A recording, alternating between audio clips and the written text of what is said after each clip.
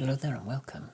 Today I want to talk about Codex Alimentarius and how its bad points are being covered up.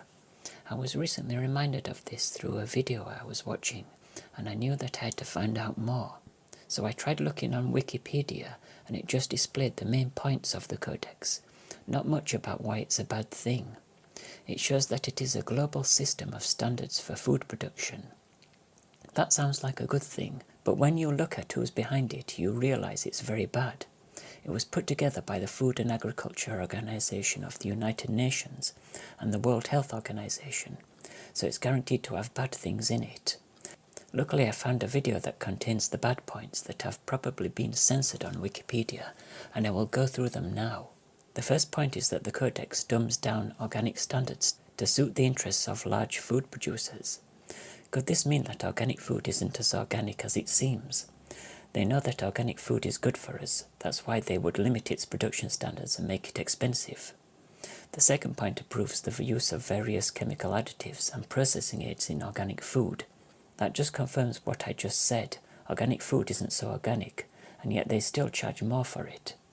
It also allows the use of significant residues of over 3,275 different pesticides, including suspected carcinogens or endocrine disruptors, for example 2,4-D, atrazine and methyl bromide. The third point is that it sets very low maximum daily doses for supplements, using scientifically flawed risk assessment methods. I saw this when I was looking for high-strength vitamin C, and I found that I couldn't get it, except from certain sources that made it more expensive.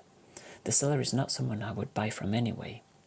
The next point is that it sets unnecessarily low nutrient reference values, which would seriously understate requirements for long-term optimum health for certain subpopulations, age groups and genders.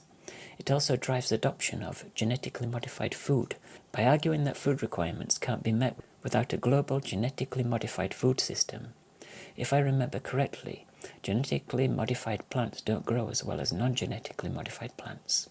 There was also a scientific study done where rats were fed genetically modified corn and small amounts of the Roundup weed killer. The rats developed tumours and suffered severe organ damage, including liver and kidney damage. The Codex also calls for the approval of terminator seeds, which don't produce any pollen, so growers will have to buy new seeds every year. It also says to provide a green light for genetically modified food plants, and to develop genetically modified animals.